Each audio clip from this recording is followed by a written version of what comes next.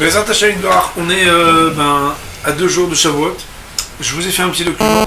Je vous demande de prendre là où il y a 2 points, à peu près à la 15e ligne. Le dernier mot de la ligne s'appelle Vaikat Sevu. Et ce texte-là, il faut savoir que c'est une Gemara dans Masechet Shabbat qui parle pendant 1 ou 2 dapim de Matan Torah. La Gemara, par exemple, va essayer de dater la date du vrai Matan Torah, c'est-à-dire à l'époque, à savoir est-ce que c'était le 6 ou le 7 Sivan. En fonction de ça aussi, déterminer si on a reçu la Torah en Shabbat ou non, avec les incidences dans la halakha qui en découlent. Ce n'est pas notre sujet, mais au moins c'est pour vous dire que si un jour vous avez du temps, et il faut prendre le temps pour ça, il faut étudier ces pages de Gemara qui sont très importantes. La Gemara nous dit quand les mots du verset, et puisque vous avez une édition qui est jolie, vous avez sur le côté en haut à gauche le verset qui est ponctué, puisqu'il y a un petit 1, il y a marqué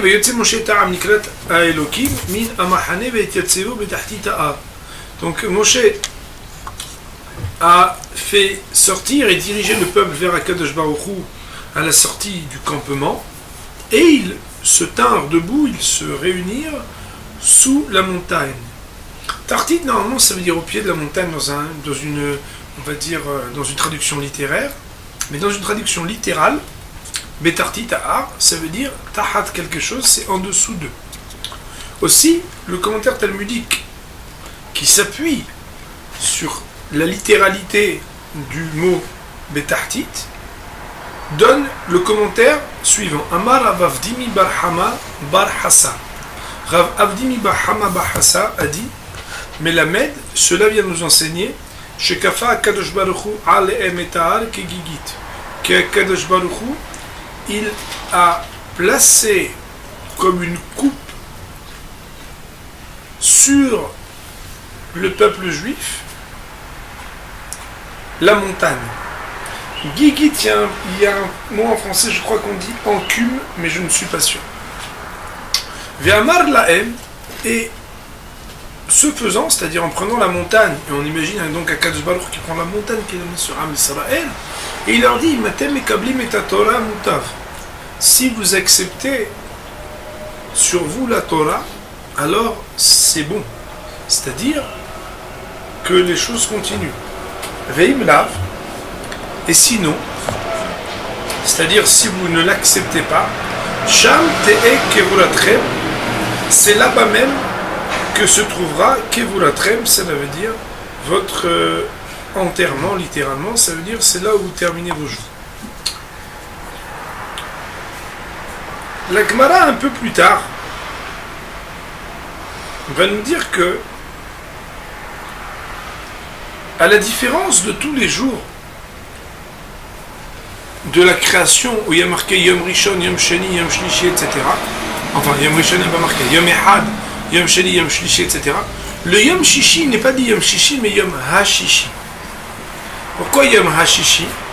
HaShishi, c'est que le 6e jour de la création, qui vient parfaire la création, comme vous le savez, est connecté avec le HaShishi. Ha, c'est un article défini qui veut dire le 6. C'est quoi le 6? C'est le 6 Sivan. Autrement dit, le 6e jour de la création est connecté avec le 6e jour, qui est the sixth, celui dont on sait qu'il est le 6e jour par son importance, qui est le 6 Sivan. Et nos maîtres de dire que cette connexion entre le 6e jour de la création et le 6 Sivan est le Tnaï, la condition, qui fait que si jamais le jour Hashishi n'est pas honoré, c'est-à-dire par l'acceptation des Bnei Israël de la Torah, alors le monde retourne au Tohu Bohu. Ça veut dire qu'on revient avant l'étape de la création. Autrement dit, et on le voit ici, la Torah doit être acceptée, sinon le monde repart au néant, repart au Tohu Bohu. Je vous avais cité, Rabotai, et c'est l'objet de notre étude aujourd'hui, la question des Tosfot. Vous avez les Tosfot en haut à gauche de la page. Kafa alen al kegigit, vous l'avez? Et bien qu'ils avaient déjà fait précéder l'engagement Naaseh venishma, nous ferons et nous comprendrons. Autrement dit, une expression d'engagement totalement dévouée et désintéressée, être capable d'appliquer exactement ce qu'Hachem lui demande, et que, de ce fait, quand quelqu'un est engagé, alors, on n'a pas besoin de le contraindre à accepter quelque chose, puisqu'il dit, mais oui, mais c'est ce que je vous dis, je le veux. Alors,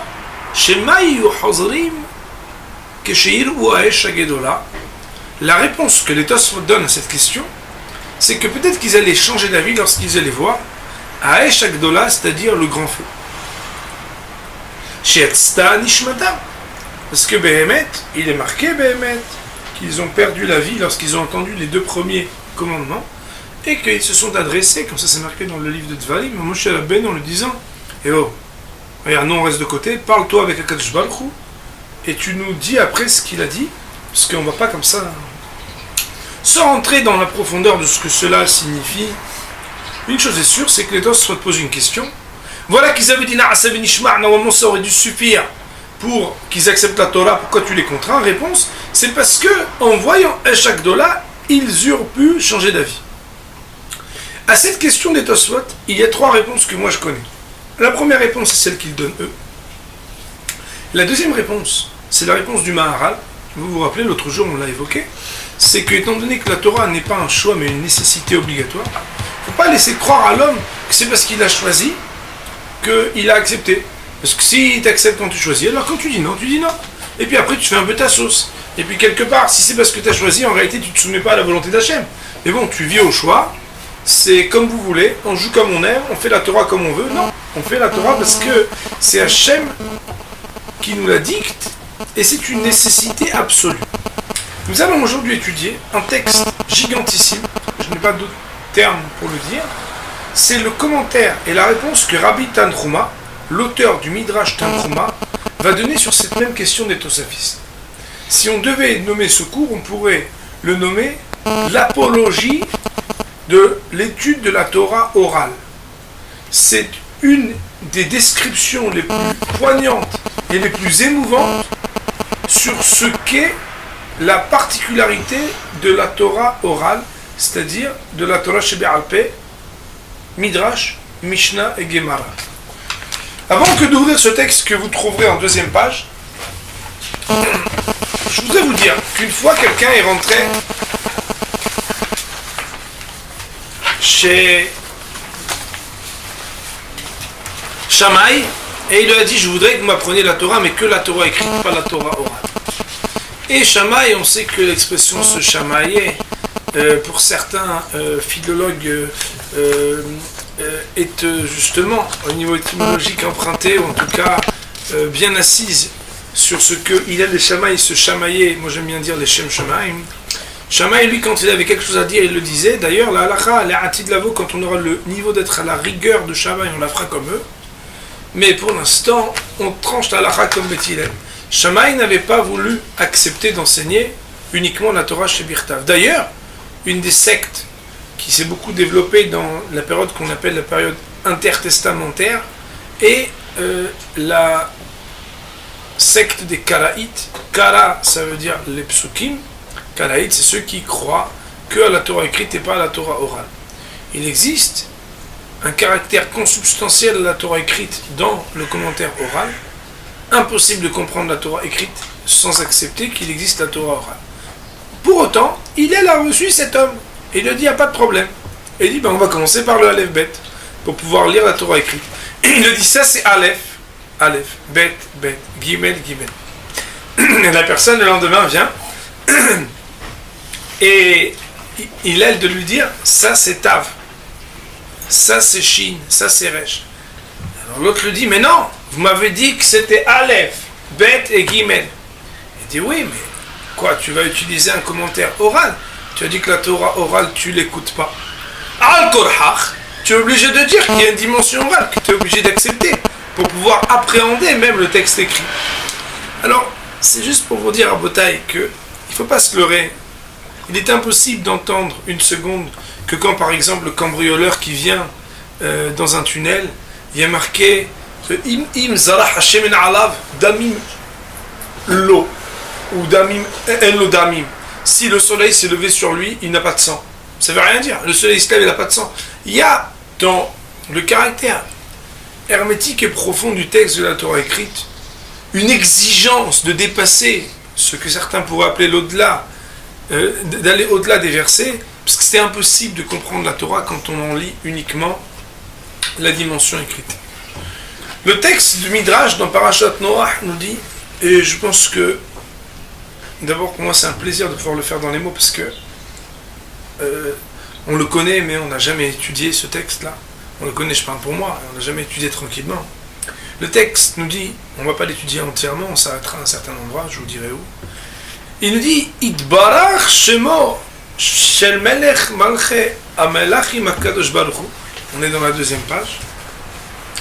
Qu'il soit source de bénédiction, béni le nom de Melech Malche Amelachim HaKadosh Baruch Hu, le roi des rois, HaKadosh Baruch Hu, Shebahar Be'Israël Mishiv'im Umot, qu'il a choisi et élu le peuple juif, le peuple d'Israël, de parmi les 70 nations qui sont autour de lui.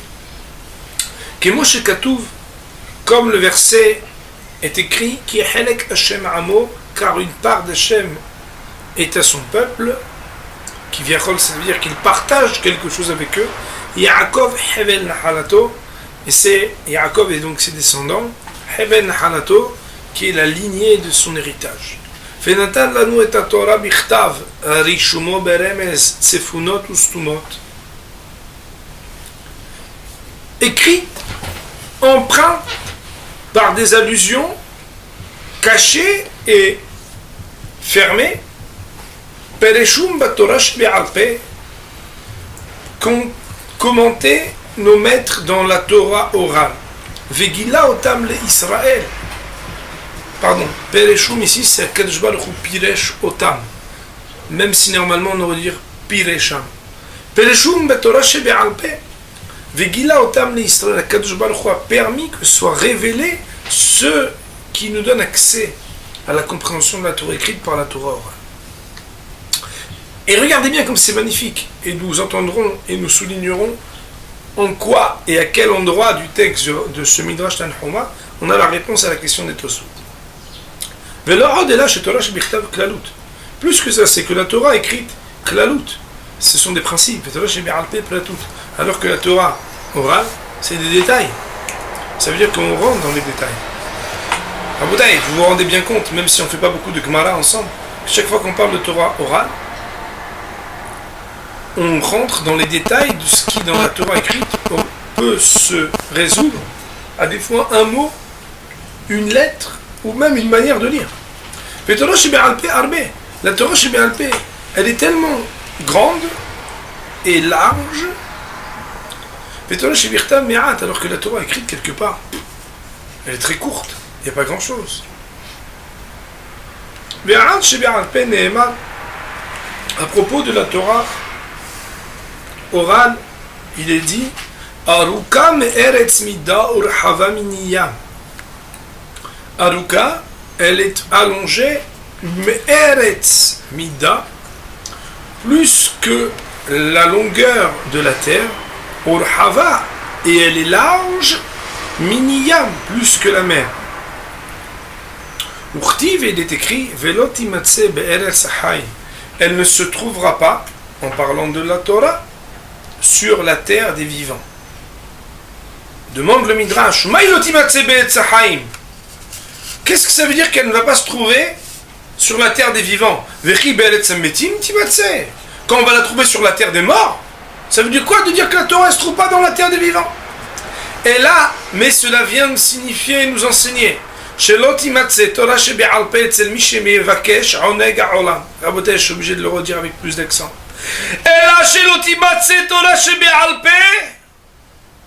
Mais ça veut juste dire que la Torah Shebe'alpe, elle ne peut se trouver, cette Torah orale, chez celui qui cherche les plaisirs de ce monde.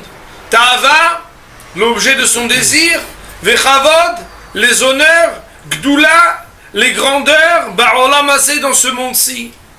Ela bemi shememit atzmo alea, mais chez celui qui se fait mourir pour cette Torah Shebe'alpe. Cela veut dire qui ne succombe pas aux tentations et qui ne cherche pas à obtenir les plaisirs de ce monde-ci. Chez Nehemar, car il est dit, Zota Torah Adam ki yamut be'oel.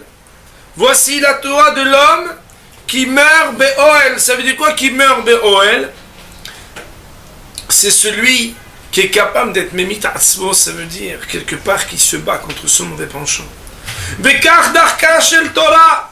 Et la Mishnah nous dit dans Avot, voici la voie de la Torah, c'est-à-dire la voie à suivre. Pad bamelach tochal, le pain dans le sel tu mangeras.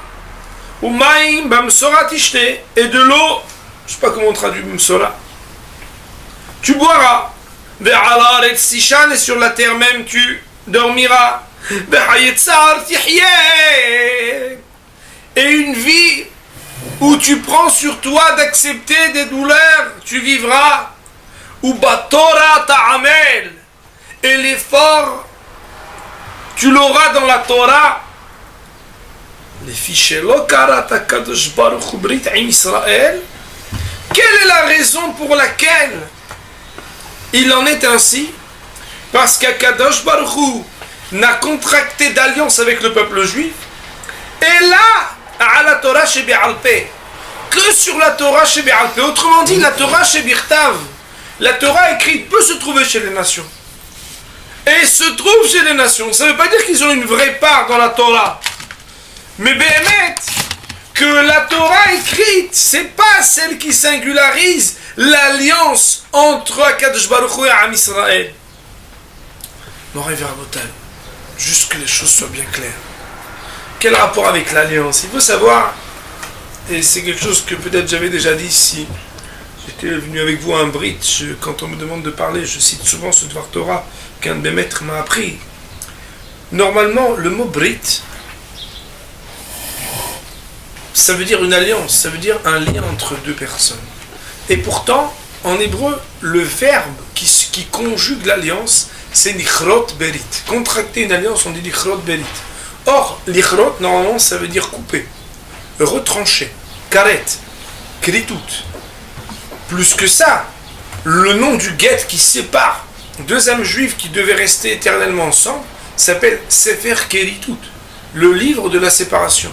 Aussi, comment pouvoir parler de Keritout, lichrot, berit? D'un côté on dit lichrot, ça veut dire séparer, berit, une alliance. C'est ça, contracter une alliance. C'est exactement le contraire. En français on appellerait ça un oxymore. Une expression où il y a un mot, exactement son contraire dans la même expression. C'est pas possible. La réponse elle est extraordinaire. C'est que le Gaon de Vilna nous dit, c'est quoi une alliance? Une alliance, eh bien c'est simple. Quand deux amis, ils doivent se séparer, au moment où ils se séparent, et on peut le voir chez les enfants qui ont passé avec leurs cousines, avec leurs meilleurs amis un Shabbat, ils viennent, chacun va prendre l'objet fétiche, l'objet le plus choyé pour l'offrir à l'autre. Et si on fait une logique batiche, une logique simpliste, on pourrait dire, c'est idiot. Déjà, t'es triste que tu vas plus le voir. Et en plus, tu lui donnes l'objet le plus choyé, comme ça tu vas plus voir l'objet non plus. Tu ajoutes de la tristesse. C'est pas vrai, pourquoi? Parce que quand on donne l'objet, alors quelque part on se dit, quand toi tu verras cet objet qui reste chez toi, tu te rappelleras de moi. Il y aura quelque chose de moi chez toi. Quand moi je regarderai cet objet que j'ai à toi, même quand tu es loin de moi, je garderai quelque chose. En cela, on comprend que l'ichrot berit, c'est tant qu'on n'est pas capable de renoncer à quelque chose. Il n'y a pas une vraie alliance qui se crée.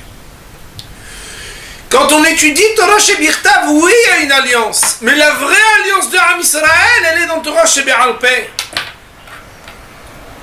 Chez Nehemar, et vous allez voir pourquoi je vous dis ça. Car il est dit, car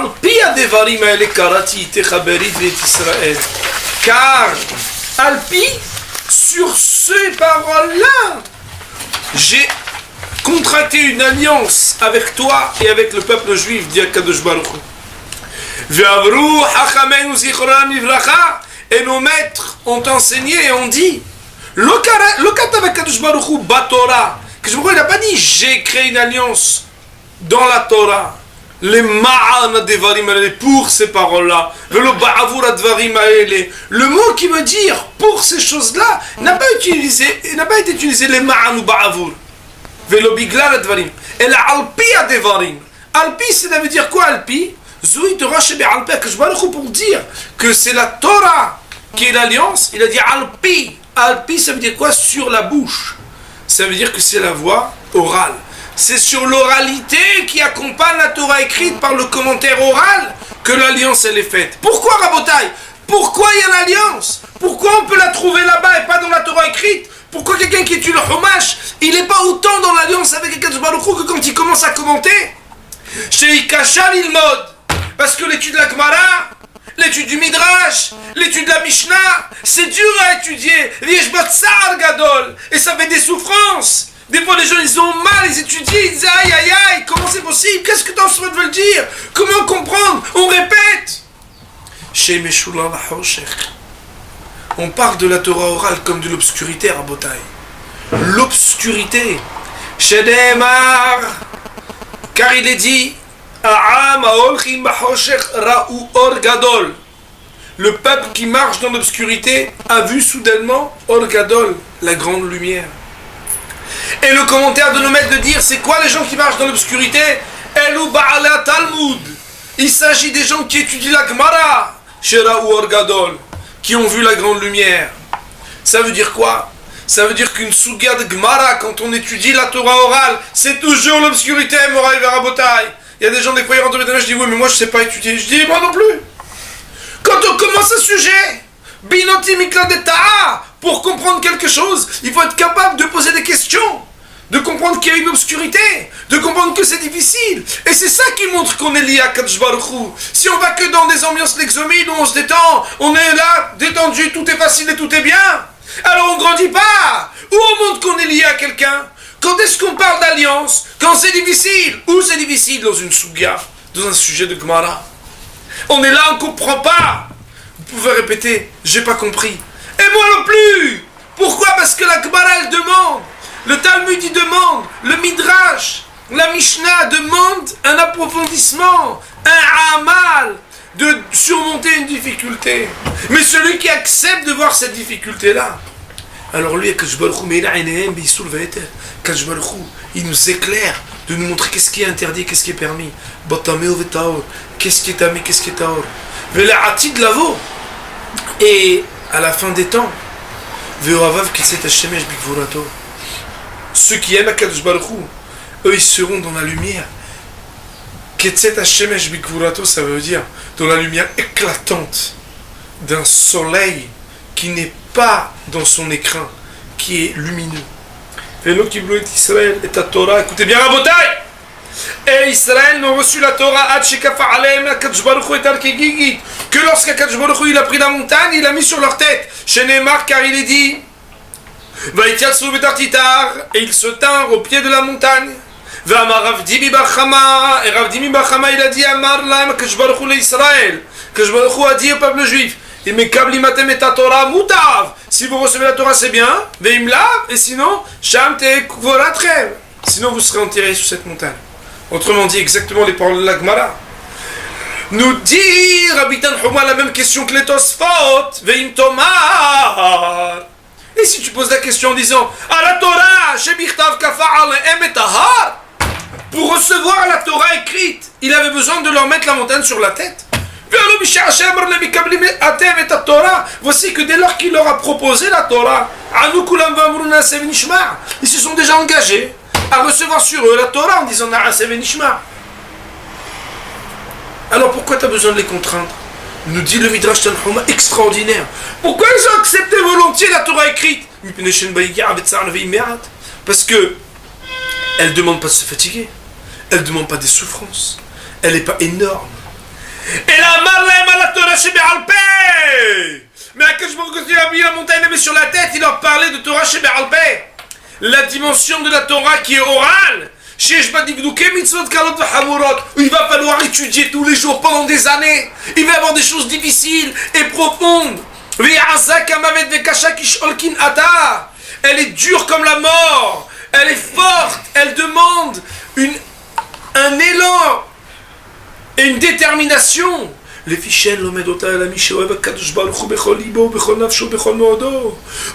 peut voir ceux qui étudient la Gemara et la Mishnah et la Midrash que des gens qui aiment profondément Akadosh Baruch Hu de tout leur cœur, de toute leur âme et de tous leurs moyens. D'ailleurs, il nous dit un éclairage extraordinaire sur le schéma. Ce Midrash Tanhuma, écoutez bien Rabotai.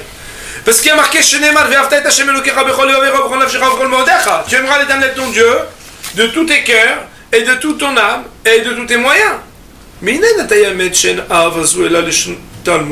d'où tu sais qu'on parle ici de l'étude de la Torah.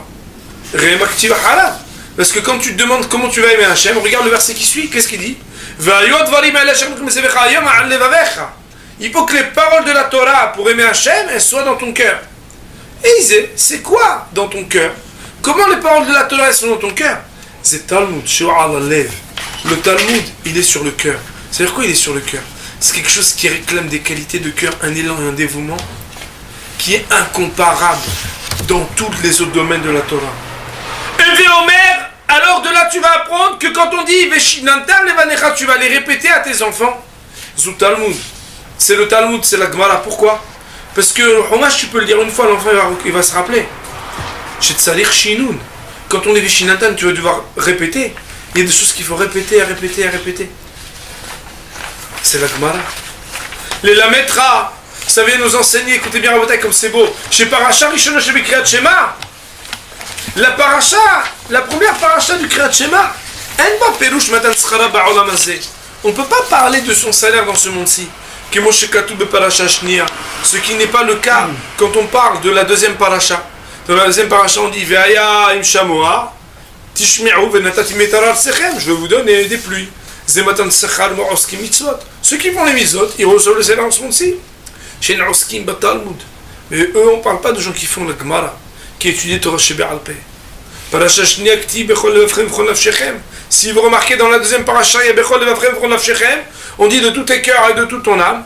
Velo Chatav Bechol Modechem, mais pas de tous tes moyens. Les Lametra, c'est pour te dire que quoi? Que pour pouvoir parler d'amour d'Akadosh Baruch Hu avec la Torah, Kol mi she'ohev osher v'ta'anug, tout celui qui aime la richesse et les plaisirs, eno yachol lilmod Torah shebe'al peh, il peut pas étudier la Torah orale. Le fichier Shbatsar Gadol Beni Doud Shena, parce que elle donne des douleurs, elle fait souffrir quand on comprend pas, c'est difficile. Et celui qui veut pas accepter la difficulté et l'effort, parce qu'il aime que les choses soient faciles, larges, la richesse et les plaisirs, lui, il ne pourra pas supporter étudier quelque chose qui lui demande de dormir moins, de se fatiguer, d'être dans cette élite où on est là et aïe, comme c'est dur, ce tosfot, on va répéter 1 et 2 fois et 5 fois et 10 fois.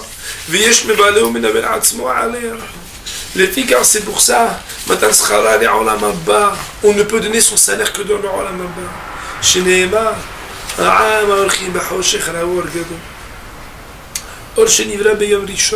C'est quoi la grande lumière qui est promise à ces gens qui étudient la Torah chez Be'al Peh?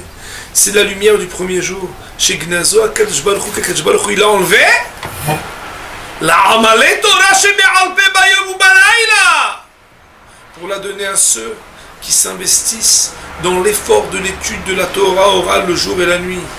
Chez Bisruta Ma'olam Omed, par le mérite de ceux qui étudient Torah chez Be'al Peh, le monde tient. Chez Neymar, car il est dit quoi, Hashem imben lo beriti yomam balayla, hokot shamayim ba'aretz lo samti. Si ce n'était l'alliance que j'ai le jour et la nuit, je n'aurais pas pu laisser périr le monde.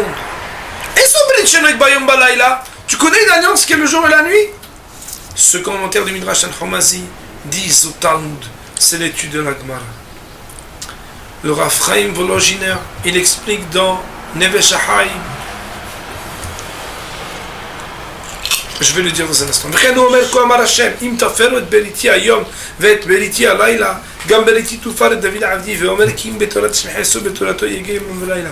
והקדוש ברוך הוא קרא בלע עם ישראל, שישתגע ישראל בעל פה, תורה שבעל פה, מפיהם פיזרעם עד סוף כל הדורות. J'accélère un petit peu. Akadosh Baruch Hu, il a promis que jamais la Torah שבעל פה elle sera oubliée. Il y a marqué dans Rav Chaim Volozhiner que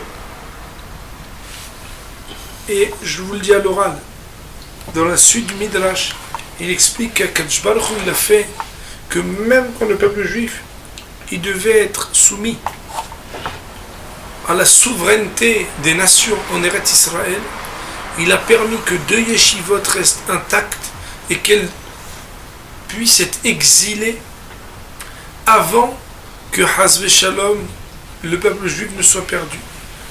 Notamment le Talmud de Babylonie, c'est pas en Eretz Israël qu'il a pu être dit, parce que les Maaseh en Eretz Israël, c'était à une époque où on ne pouvait plus étudier, on ne pouvait plus rester. Akadosh Baruch Hu, il ne voulait jamais que la Torah Shebe'al Peh, elle puisse être mishtakahat, elle puisse s'oublier. Moraï Verabotai, dans cette pièce, il y a plus qu'1 millier de livres. Rabotai, la Torah Shebichtav, c'est rien de plus qu'un seul livre. Dans les éditions Koren, on peut avoir tout le Tanakh dans un tout petit livre. Moraï Verabotai, si quelqu'un réfléchit sur l'historicité de la transmission de cette Torah orale depuis Moshe Rabbeinu jusqu'à aujourd'hui, c'est absolument extraordinaire, c'est un miracle. Pourquoi? Parce que s'il n'y avait pas ça, le monde n'existerait plus. Et dire à Ephraim Volojin, en citant un Zohar, qui dit que Béhémet, si jamais un instant dans le monde entier ne se fait entendre l'étude de la Torah, alors le monde repartirait au néant.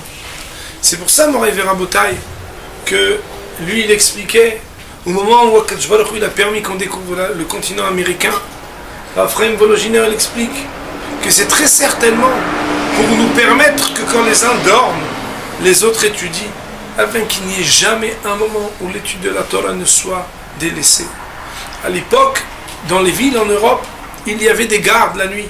On payait des batlanim, ce qu'on appelle des gens qui passaient leur temps à étudier la nuit, garde après garde, pour que jamais ne cesse l'étude de la Torah. L'étude de la Torah orale, nous dit ici le Midrash Tanhuma, et je pense que c'est ça qu'il faut en retenir, c'est que elle fait peur. Elle va à l'encontre des plaisirs. Elle demande des sacrifices. Moraï Verabotai, personne ne peut appréhender l'étude de la Torah orale facilement et sans difficulté. L'oralité de la Torah orale fait que même si quelqu'un essaie de lire la Gemara, elle est rachée, elle est trop sapiste. Chaque fois qu'il étudie, il est lié avec Akadosh Baruch Hu.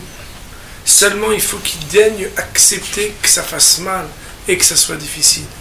Celui qui cherche le plaisir de ce monde-ci, nous dit Midrash Tanhuma, il ne pourra pas accéder à Torah Shebe'al Peh. Pourquoi? Parce que Torah Shebe'al Peh, c'est de fait accepter de renoncer à quelque chose.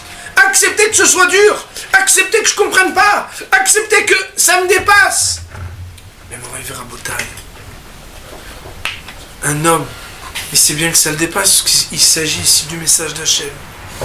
La difficulté qu'on a, et je vous le dis moi le premier, c'est que des fois des mêmes sujets sur lesquels on s'est assis des semaines et des mois, quelques temps plus tard on réouvre et on se rencontre à nouveau. L'oubli, la difficulté, la profondeur, quelqu'un qui a pu faire. Dernièrement j'étais dans un endroit où quelqu'un m'a dit, mais tu te rends compte, lui, l'école supérieure qu'il a faite, et il n'a pas compris, tu as dû expliquer 2 ou 3 fois quelque chose. Je lui ai dit, mais ça n'a rien à voir. Le profane, c'est une chorma, c'est pas comprendre le message qu'Hachem il a voulu donner dans sa Torah.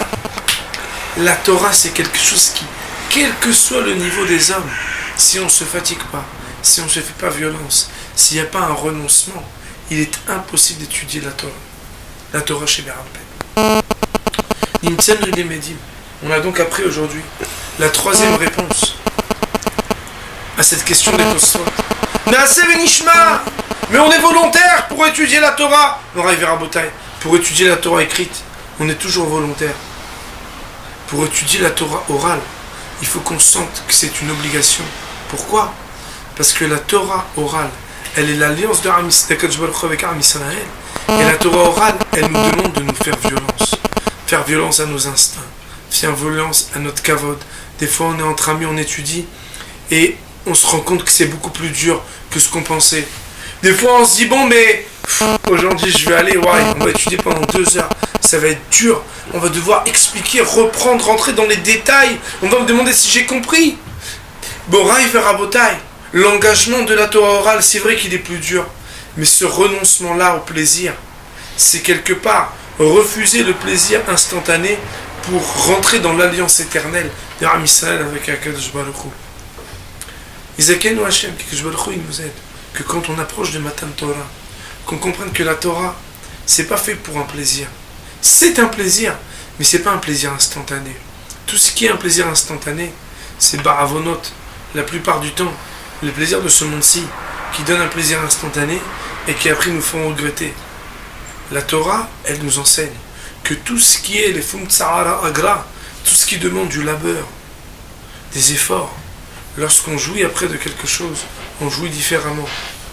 Combien sont ceux qui prennent un plaisir dès qu'ils viennent à écouter un shi'ur où ils n'ont besoin de faire aucun effort, jamais on leur demande s'ils ont compris ou non, on leur demande jamais de répéter, on ne fait jamais une évaluation pour savoir où est-ce qu'ils en sont. Ces gens-là, ils ont un plaisir du début jusqu'à la fin. D'autres, on va se sentir engagé, fatigué. Et on va prendre des remarques si on n'est pas ni assidu, ni ponctuel, ni ci, ni ça. Et qu'on va vous dire, est-ce que vous avez compris, est-ce qu'on répète le biro halakha et le si et la mishnah suivante et c'est difficile. Mais Moraï Verabotai, le seul moyen d'avancer dans la Torah, c'est de le regarder comme une montagne qui est énorme et que chaque semaine et chaque jour et chaque minute où on veut bien se fatiguer, alors on gravite des échelons pour monter très haut, pour se rapprocher d'Akadosh Baruch Hu. On voit des pérotes. Tous les fruits qu'on voit immédiatement n'ont aucune valeur.